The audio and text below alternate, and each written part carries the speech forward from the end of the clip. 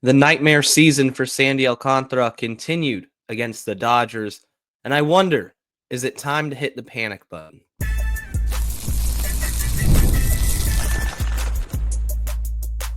You are Locked On Marlins, your daily podcast on the Miami Marlins. Part of the Locked On Podcast Network, your team every day.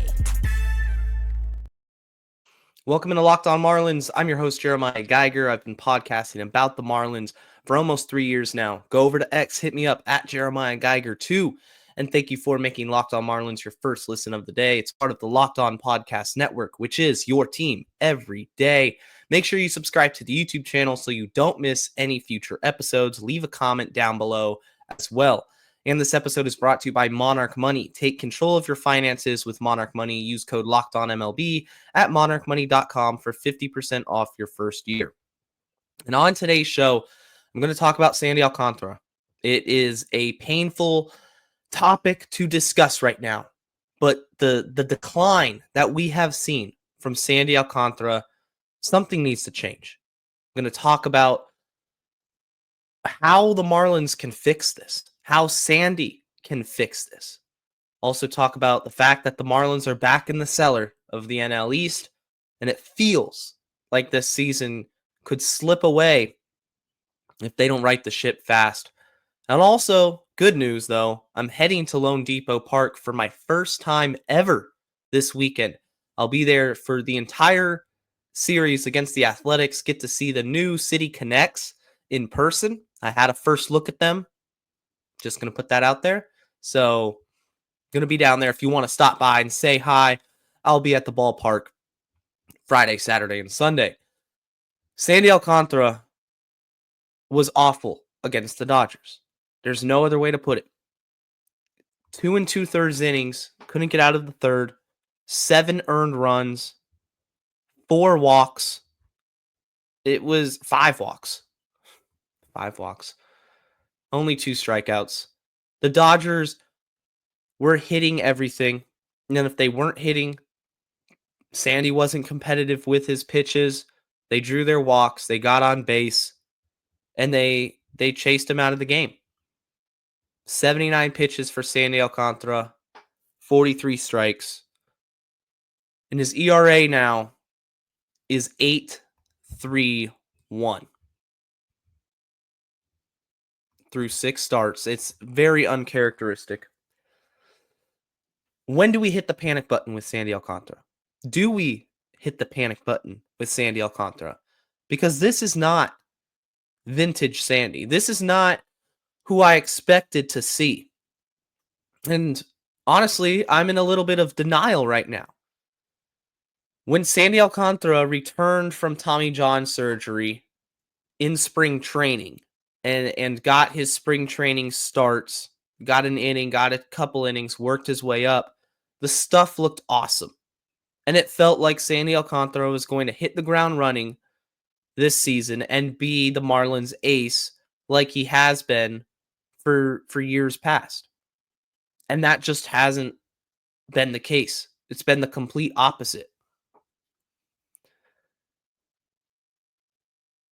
Tuesday night's game was a culmination of events that just resulted in complete and utter frustration for Sandy Alcantara and the Miami Marlins. You go back a couple starts against Philly, and he got blown up.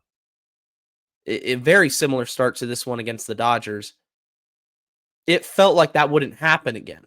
That was a complete fluke, a blip on the radar. But it did happen again against a good team. And I know people can say, look, it was the Phillies, it was the Dodgers. These teams are very good. They have good lineups. Sandy didn't do that against the Reds. He didn't do that against the Nationals. But the warning signs were there in those starts. And to put it bluntly, I don't care if it's the 1927 Yankees. That's your ace. You roll out your ace when you believe you can compete. And on any given night, when your ace is pitching, you should compete. And it's been the complete opposite for Sandy Alcantara. It's just been a nightmarish start. I look at his game log. His game log for 2025. The opening day start against the Pirates started off really hot.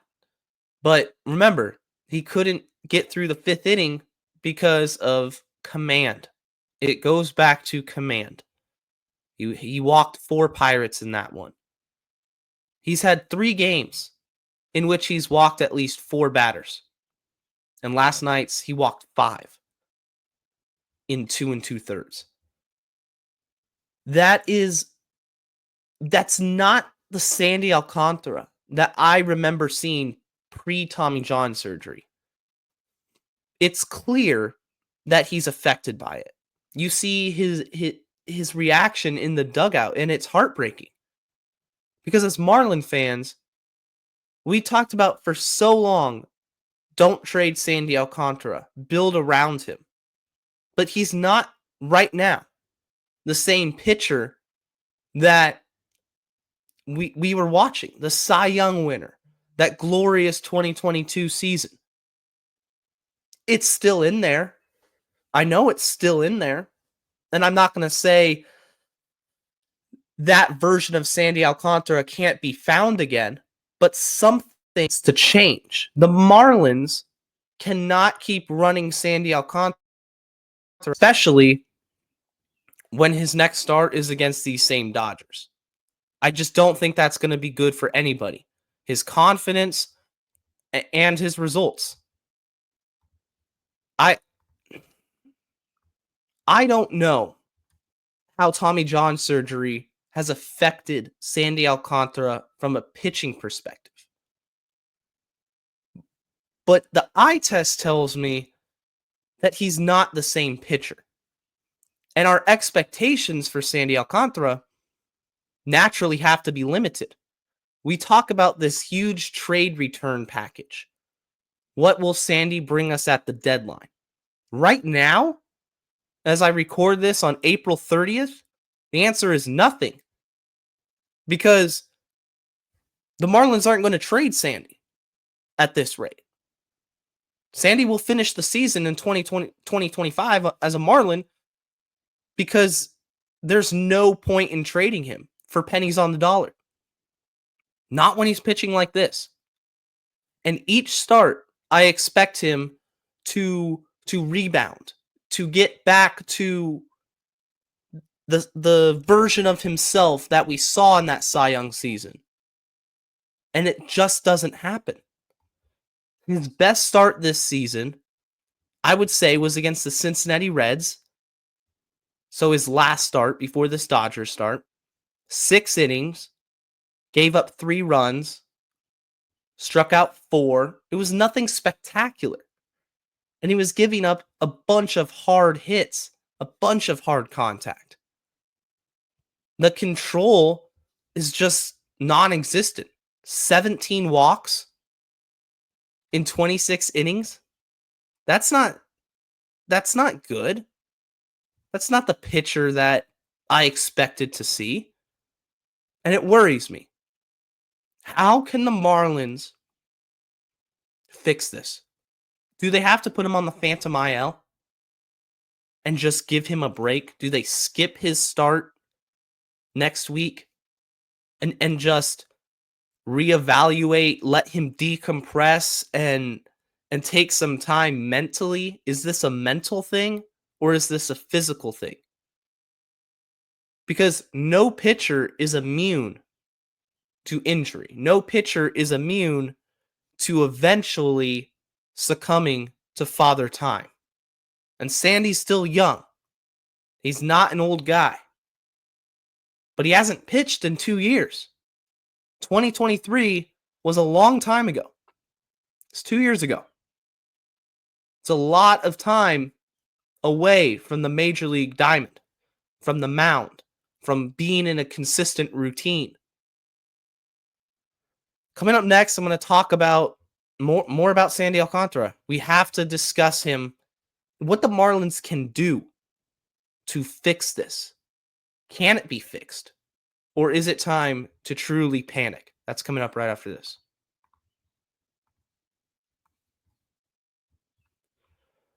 Do you ever check your bank account and wonder, where did all my money go? Between dining out, online shopping, and entertainment, it's easy to lose track.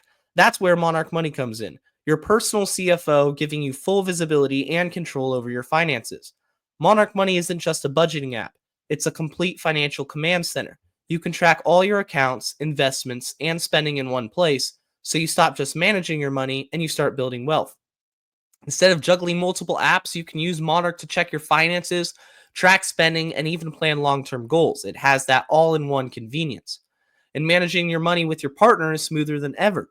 You can track shared and personal accounts, set your goals, and stay on the same page without the stress. So take control of your finances with Monarch Money. Use code LOCKEDONMLB at monarchmoney.com for 50% off your first year. That's monarchmoney.com, code LOCKEDONMLB for half off your first year. If you're an everyday listener, thank you for being a part of the Locked On Marlins crew.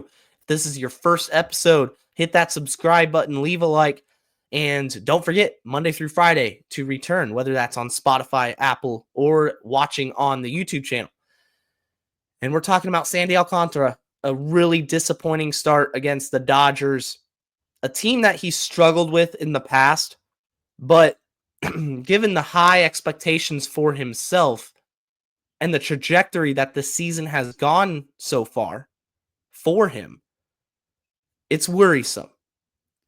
And I don't know whether to panic yet.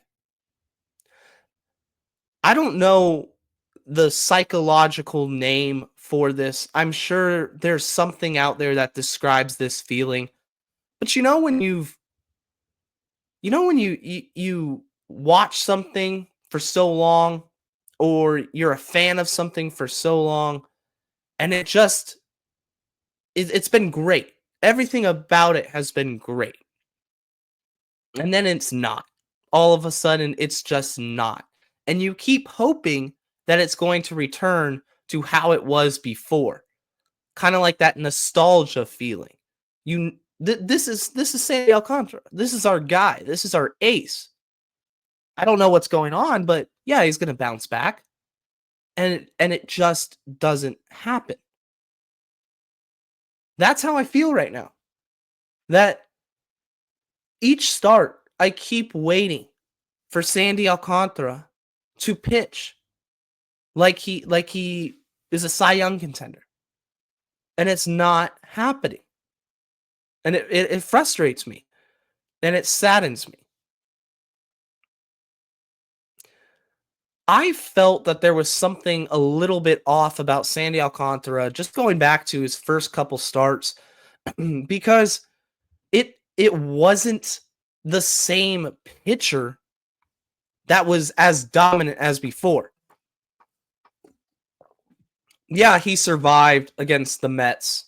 His second start, 5 innings, only 2 runs. He survived. But it wasn't like Cy Young worthy. It's not Yamamoto right now. It's not even like Jacob deGrom has been kind of up and down this season a little bit to his standard. He hasn't had a Jacob deGrom start where he went 7 shutout against the Dodgers, or last night Jacob deGrom 6 shutouts, 7 strikeouts, didn't allow a walk against the A's. The stuff was impeccable. I was watching him. It's on my fantasy team, so I was happy. And speaking of my fantasy team, I thought about picking Sandy Alcantara off the waiver wire. Somebody dropped him. And I thought about picking him up and starting him against the Dodgers, because surely he's going to have one of these vintage Sandy starts. It's just bound to happen. And so far, 6 for 6, I've been wrong. It goes back to command. The velocity was down last night. He threw the fastball, the lowest percentage of usage this season. He wasn't relying on the fastball at all, relying on a lot of breaking balls. I wonder if that has to do with his confidence in locating the pitch, if that has to do with something not feeling right in his arm, if he's secretly trying to battle through an undisclosed injury, and that's where maybe time off will allow him to recover. Because I'm not blaming Sandy Alcantara, and I'm not going to say he's a bad pitcher. He's a competitor.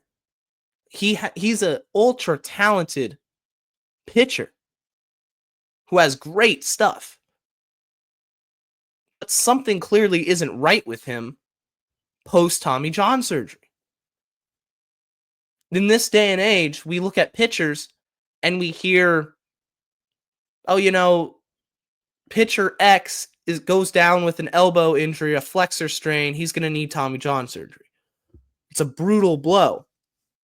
But then they go on the IL, and you just kind of put them on the back shelf of your mind, knowing that they're going to come back eventually. It's going to be a long wait, but they're still going to come back. And you want and expect them to come back just to be who they were before. And I sometimes think, and right now this is what I'm thinking, that's an unfair expectation that doesn't necessarily correlate with reality. The reality of the situation is that a human being throwing a baseball 98, 99 miles an hour over and over again had a significant injury to his most important piece of him, his arm, his right arm. The right arm that gave him this livelihood, that worked all those innings. And it stopped. It stopped working. He got injured and he needed it to be fixed. And that fix requires a ton of rehab, a ton of time. And it's never a guarantee that when you come back, when the doctors and the team say, you know what, you're good to go, you're healthy, by the books, you're healthy, that you're going to be the exact same pitcher. Don't think that's a fair expectation. Not for Sandy Alcantara, not for anybody coming off a major injury. Injuries suck. Injuries keep players from reaching their true potential. We look back at 2023, that playoff season for the Marlins. It's always going to be overshadowed by the Marlins making the playoffs. But Sandy Alcantara wasn't pitching well that season. He would always have one start, one or two innings within his starts in which it just wasn't clicking for whatever reason. And his ERA was bloated for his standards. And he ends up missing the playoff run, requiring Tommy John surgery, and this whole journey began. And then in spring training, it looked like he was on his way to being dominant again. The stuff was jumping off the page. He looked great out there, but it's spring training. It's not the regular season. As much as we say spring training is a good indication of what's to come, and in a lot of cases, that can be the truth, sometimes it's not. And it's been a completely different set of circumstances for Sandy Alcantara. When the games have mattered, he's just not, it's not clicking. An 8.31 ERA in his first 6 starts. It's unfathomable. Truly unbelievable. Sometimes as I'm recording this, I feel like I'm at a loss for words because this is just so unexpected. And something needs to change. I will be upset if the Marlins run him out next week to start. There's no reason he should. You're throwing a sheep to the wolves right now. You're throwing sheep to the wolves. And I'm not calling Sandy a sheep. I'm not saying he's a bad, weak pitcher, none of that. I'm saying starting him every 5th day and just running him out there without making changes is the definition of insanity. Sometimes you have to take a step back and you have to think, what is going on? Talk with the doctors. Talk with Sandy. Talk with Daniel Moskis, the pitching coach. Do a deep dive on his film. Analyze everything. Every single detail what's going on. Because there's no reason he should have an ERA over 8 through his first 6 starts. And it would pain me to see this continue. I would suggest a phantom IL stint. Put him on the 15-day IL, 10-day IL. Skip 1 or 2 starts. He comes back and maybe something has changed. The other thing you could do, you could simply skip a start, much like Christopher Sanchez did with the Phillies. Just he exited with forearm tightness. He skipped a start. It gets it pushed back a day or two.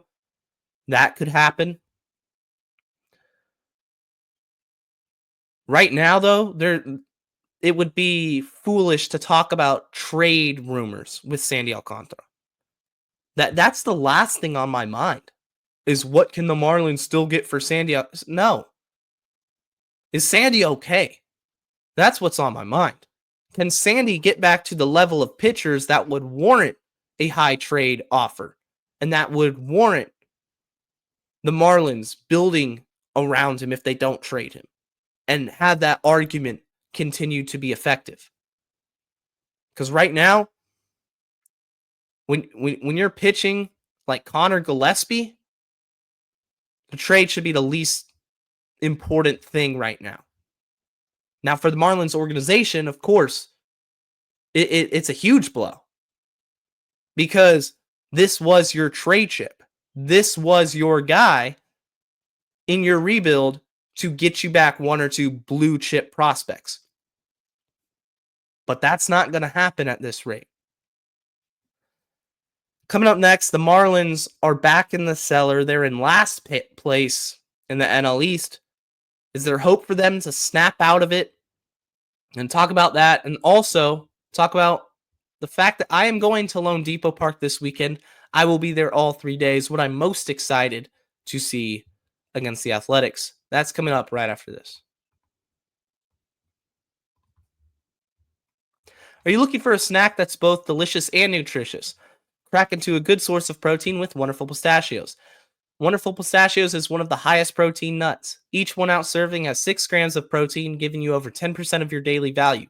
Plus, they're packed with fiber and better-for-you unsaturated fats to help you keep feeling fuller longer. As we get the graphic up there.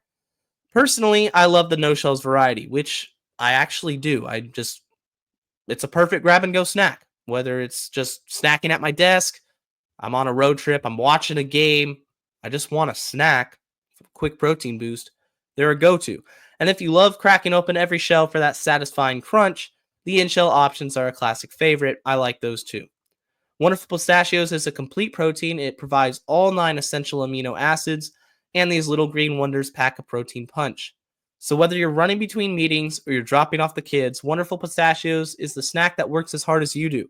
Get snacking and get cracking with the snack that packs a protein punch. Visit wonderfulpistachios.com to learn more. Thank you for making Locked On Marlins your first listen of the day. If you're watching on YouTube, make sure you're subscribed. And remember, if you're on the go, if you're doing any activities, you can't watch the show, you can listen to it because Locked On Marlins is on every major podcast platform out there. The Marlins are sitting now at 12-17. They are back in the cellar of the NL East. Can they snap out of it? Can they overachieve? Which has been a pretty fun season to start the year. The Marlins have definitely punched above their weight class in terms of winning games. Preseason, I thought this team was going to struggle to win 10 throughout the entire month of April. They won 8. Or no, they won 12. They could win 13 with a win on Wednesday against the Dodgers. Looking ahead, in May, they got the Athletics. I will be at that game. All 3 of those games, actually. 3-game series back in Lone Depot Park. I'm going to fly down, check out the stadium. Really excited for this. Cannot wait to go see Lone Depot Park, see everything it has to offer, get some new Marlins gear down there, and see the new City Connect uniforms. Big unveiling this weekend at Lone Depot, the Marlins new City Connect. Drop your thoughts in the comments when you see them after this weekend, if you like them or not. But this schedule for the Marlins, April was definitely a brutal month. I think it lightens up a little bit in the month of May. You have the A's, you have the Dodgers again, and the White Sox. You should win that 2 out of 3 at least. The Angels are on your schedule this month. They're not world beaters. You have the Padres and Cubs, though. So there's going to be a stiff competition for the Marlins still in the month of May. And it feels like this season could slowly start to slip away. I'm already feeling that because the Marlins just don't have the guns. They don't have the pitching depth. Max Meyer has been the only Marlins starter that I feel confident in, which is wild to say.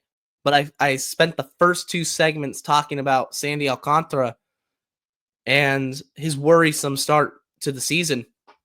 Pitching has been awful. And the one thing about pitching, it's volatile. It's going to continue to change. You're not going to see this rotation stay the same, especially with the return of Ryan Weathers and Yuri Perez. Valente Bellozo is up and down all the time from AAA Jacksonville. But it's been underwhelming, to say the least. So what I'm looking forward to in the next, month or so of baseball, I'm not going to look ahead the entire season because a lot of things can change, but just the competitive nature of this team. They're the fighting fish. Can they continue to battle and play close games like we saw in Seattle on Sunday, when even though they didn't win, they still battled to get within a run, like we saw on Monday night against the Dodgers when they battled back and got it extras? Because anytime you're competitive and your pitching gives you a chance, or your offense, one big hit like that Dane Myers grand slam, it's going to give your team a chance to steal some games against really good competition. The Marlins are going to need to put together really good at-bats, because I think until Sandy figures it out, and until the return of Yuri Perez and Ryan Weathers, as wild as this sounds, the Marlins are going to have to be carried by their lineup. And it's an ever-rotating lineup. It continues to change from game to game.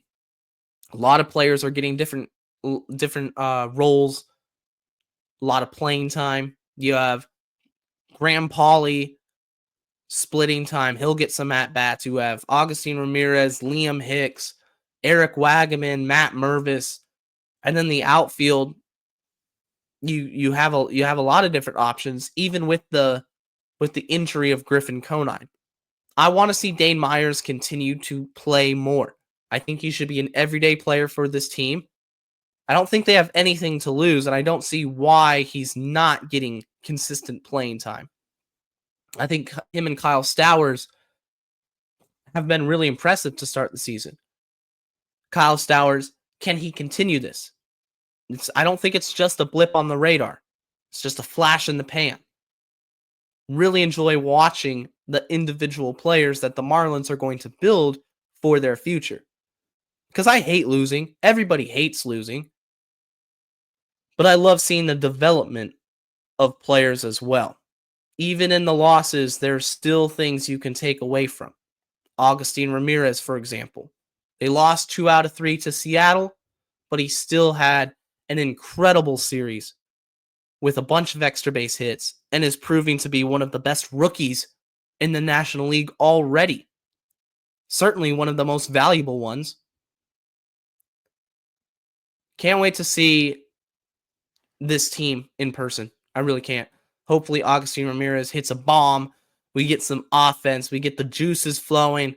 And the Marlins have a really good series against the A's. And maybe they win one against the Dodgers here today on Wednesday. Sneak out a dub. and head back home feeling a little bit better than how it started.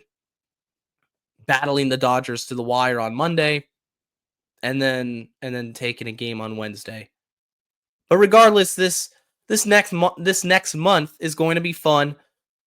Still a lot of storylines to talk about. The Marlins are my team, and if you're watching or listening to this point in the show, they're your team as well. We love this team with all we got.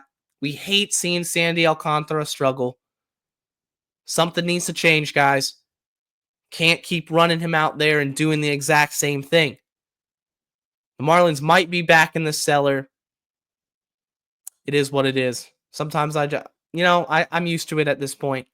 I do believe there are brighter times on the horizon. The light is at the end of the tunnel, and everything is going to work out, and this team will compete one day. I truly believe that. That's going to do it for today's edition of Locked On Marlins. For your second listen of the day, go check out the new Locked On MLB Game Night over on the Locked On MLB channel. Every game, every night. And until next time, guys, stay safe, stay locked on, and let's go fish.